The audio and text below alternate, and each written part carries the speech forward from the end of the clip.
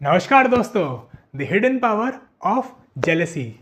Jealousy, envy, या फिर अगर हम इसे हिंदी में बोले तो किसी से जलन होना, किसी से जेलस होना। हमें बचपन से ही सिखाया जाता है, हमारे पेरेंट्स ऐसा बोलते हैं, हमारे घर के और जो बड़े बुजुर्ग होते हैं हमें ऐसा बोलते हैं बचपन से ही कि हमें कभी किसी से जेलस नहीं होना चाहिए। हमारे मन में किसी के लिए ये जेलसी नहीं होनी चाहिए, हमें किसी से कभी जलन नहीं होनी चाहिए। और बड़े होते होते यही लोग इस मिसिंग इमोशन को, जो कि जेलसी था, इस मिसिंग इमोशन को एक स्ट्रॉन्गर इमोशन से रिप्लेस कर देते हैं, जो कि है हेटरेट यानी नफ़रत। और ये हेटरेट या फिर ये नफ़रत आप लोगों के मन में काफ़ी ज़्यादा देखेंगे, स्पेशली टूवर्ड्स द रिच। जो अमीर लोग होते हैं, लोग काफ़ी ज़्यादा उनसे नफ़रत करते हैं, काफ़ी ज़्यादा उनकी तरफ हेटरेट है लोगों का, क्योंकि उनको वो ऐसा बोलता है कि इनके पास सब कुछ है, इन्हें कुछ करने की ज़रूरत ही नहीं है, उन्हें ऐसा बोलते हैं। और ये बिज़नेस टाइकून्स या फिर जो अमीर लोग हैं, ये हो सकते हैं टाटा, बिरला, अंबानी, काफ़ी लोग इनको काफ़ी ज़्यादा हेटरेट देते हैं। इनको ऐसा बोलते हैं कि इनके बच्चे कितने लकी है, इन्हें कुछ करने की ज़रूरत ही नहीं है। इनके ग्रैंड चिल्ड्रन कितने लकी है, इनको तो कुछ करने की ज़रूरत ही नहीं है, इनके पास तो सब कुछ है, इन्हें सब कुछ पहले से ही मिल गया।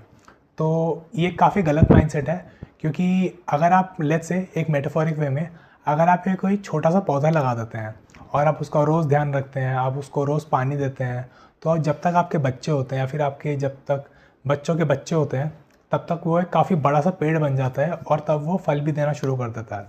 तो वो जो आपकी फ्यूचर जनरेशन है वो आपको ज़रूर थैंक यू बोलेगी और आपको काफ़ी ज़्यादा अप्रिशिएट करेगी, क्योंकि आपसे ही वो चेंज स्टार्ट हुआ था। और इस केस में भी यही है। ये जो बिज़नेस टाइकून्स हैं, जिनके पास काफ़ी जनरेशनल वेल्थ है, जनरेशनल बिजनेस है इनका, काफ़ी सारी जनरेशन्स उस बिज़नेस को संभालती आ रही हैं, और आप काफ़ी देखते हैं कि इनकी काफ़ी लाविश लाइफ है, अबंडेंस में रहते हैं ये लोग। तो आपके मन में इनके लिए हेटरेट होना एक अच्छी चीज़ नहीं है, क्योंकि उसके पीछे काफ़ी ज़्यादा स्ट्रगल्स हैं, काफ़ी ज़्यादा मेहनत है उनके ग्रैंडफादर की, उनके ग्रेट ग्रैंड फादर की, जिन्होंने वो बिज़नेस इनिशियली शुरू किया था, उस बिज़नेस को सेटअप करने के लिए बहुत ज़्यादा स्ट्रगल किया था। तो आप इस चीज़ को इग्नोर ना करें, क्योंकि अगर आप लोगों के लिए ऐसी नफ़रत रखेंगे, काफ़ी लोगों के मन में ये भी नफ़रत होती है, फिर ये हेटरेट होता है दूसरों के लिए,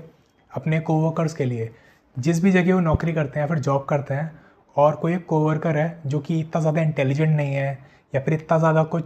कुछ स्किल्स नहीं है, लेकिन फिर भी वो उन्हें आउट परफॉर्म कर देता है, तो लोग काफ़ी ज़्यादा उनसे नफ़रत करते हैं। ऐसा बोलते हैं कि इसे तो कुछ आता भी नहीं, ये तो इतना स्मार्ट भी नहीं है, इसके पास तो इतनी स्किल्स भी नहीं है, लेकिन फिर भी हमें आउट परफॉर्म कर देता है। और काफ़ी लोग ऐसा भी सोचते हैं कि अगर कोई उनका दोस्त है या फिर कोई उनका जानने वाला है, वो किसी अच्छी जगह डिनर करने चला गया, लंच करने चला गया, फिर कहीं बाहर घूमने चला गया, या फिर अगर उन्होंने कोई अच्छा सा घर ले लिया, एक गाड़ी ले ली, तो लोगों के मन में इस चीज़ को लेके भी हेटरेट है कि हम तो यहाँ जॉब कर रहे हैं, हम तो यहाँ इतनी मेहनत कर रहे हैं और वहाँ पे इतनी अच्छी जगह घूमने चले गए, या फिर उन्होंने इतना अच्छा घर ले लिया, इतनी अच्छी गाड़ी ले ली। तो लेट मी टेल यू कि ये काफ़ी गलत माइंडसेट में आप लोग फंसे हुए हैं, क्योंकि किसी से नफ़रत करना, किसी से या फिर ये हेटरेट होना एक काफ़ी स्ट्रॉन्ग इमोशन है, और ये बिल्कुल भी सही नहीं है, क्योंकि it is eventually leading you to inaction. Let's say हम उस को वर्कर का एग्जांपल ले लेते हैं, जिससे आपको काफ़ी ज़्यादा नफ़रत है, आपके मन में उसके लिए काफ़ी ज़्यादा हेटरेट है, क्योंकि वो उतना इंटेलिजेंट नहीं है, उसके पास इतनी स्किल्स भी नहीं है, लेकिन फिर भी वो आपको आउट परफॉर्म कर देता है। तो अगर आपके मन में उनके लिए हेटरेट है, और अगर आप उनसे आके बात नहीं करते, उन्हें पूरी तरह अवॉइड करते हैं, और आप उनसे सीखने की आप में एक एबिलिटी नहीं है, तो आप अपनी लाइफ में या फिर उस ऑफिस में शायद आप उन्हें कभी आउट परफॉर्म ना कर पाए। लेकिन अगर आपका ऐसा माइंडसेट होता, आप उनसे जाके आप उन्हें अप्रोच करते, आप उनसे आके डायरेक्ट बात करते, आप उन्हें ऐसा बोलते कि आपकी परफॉर्मेंस इतनी अच्छी कैसे है, मुझे आपसे बहुत ज़्यादा जेलसी होती है, मुझे बहुत ज़्यादा जलन होती है आपसे, कि आप ऐसी स्किल्स के साथ या फिर जो जितनी भी आपके पास स्किल्स हैं, आप उन्हें किस तरह से यूज़ करते हैं कि आप सबको आउट परफॉर्म कर देते हैं। तो ये काफ़ी ज़्यादा पॉसिबिलिटी है कि वो आपको काफ़ी ईजिली वो काम सिखा देंगे, अपनी ट्रिक्स बता देंगे, या फिर वो जो स्किल्स हैं उनके पास, जो कि थोड़ी बहुत उन्होंने एक्वायर करी है, उस काम को अच्छे से करने के लिए वो आपको काफ़ी खुशी खुशी वो चीज़ें बता देंगे। लेकिन अगर आपके मन में उनके लिए नफ़रत है और आप उनसे कभी बात नहीं करते, उन्हें पूरी तरह अवॉइड करते हैं, तो आप शायद कभी इम्प्रूव नहीं कर पाएंगे। और ऐसा भी हो सकता है कि अगर आप इम्प्रूव करें, तो वो जो टाइम आपने लिया है, जो कि आप काफ़ी कट एंड शॉर्ट कर सकते थे उनसे डायरेक्टली बात करके, तो हो सकता है उसके 6 महीने बाद, 1 साल बाद आप वो चीज़ को डिस्कवर करें, और तब आप वो चीज़ अप्लाई करना शुरू करें, और फिर जाके आपको रिजल्ट मिलेगा। तो ये काफ़ी लॉन्ग प्रोसेस या फिर काफ़ी लंबा प्रोसेस हो जाता है। तो उसको आप कट एंड शॉर्ट कर सकते हैं एक डायरेक्ट कम्युनिकेशन करके, और अपनी इस हेटरेट को, अपनी इस नफ़रत को जेलसी पे स्विच करके आपको उन्हें ऐसा बोलना है कि आपको उनसे जेलसी फील होती है, क्योंकि ये जो हेट रेट है या फिर ये जो नफ़रत है ये एक बहुत स्ट्रॉन्ग इमोशन है। और अगर आपके मन में सिर्फ नफ़रत है किसी के लिए तो आप कुछ नहीं करेंगे, आप एक तरह से सो जाएंगे और आप कभी इम्प्रूव होने की कोशिश नहीं करेंगे।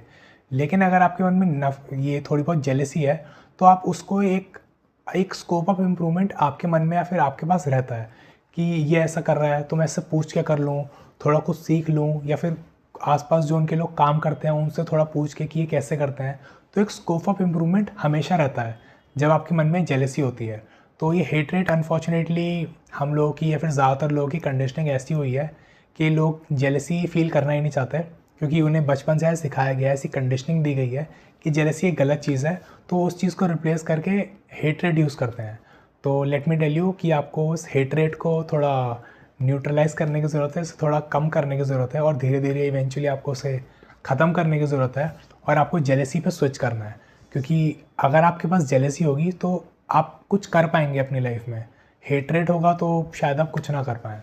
और ऐसी काफ़ी सारी चीज़ें हैं जो कि आप अपनी लाइफ में अचीव कर सकते हैं। और ऐसा भी हो सकता है कि आप जिन बिजनेसमैन को या फिर जिन बिजनेस टाइकून्स को आप कर्स करते हैं, फिर जिनकी तरफ आपकी इतनी ज़्यादा हेटरेट है, उनको आप ऐसा बोलते हैं कि उनके पास सब कुछ है, उनकी किस्मत कितनी अच्छी है। तो लेट मी टेल यू कि हर इंसान अपनी लाइफ में सिर्फ 2 चीज़ों की रोटी खाता है, जो कि होती है किस्मत और मेहनत। तो अगर आपके पास वो किस्मत नहीं है, आपके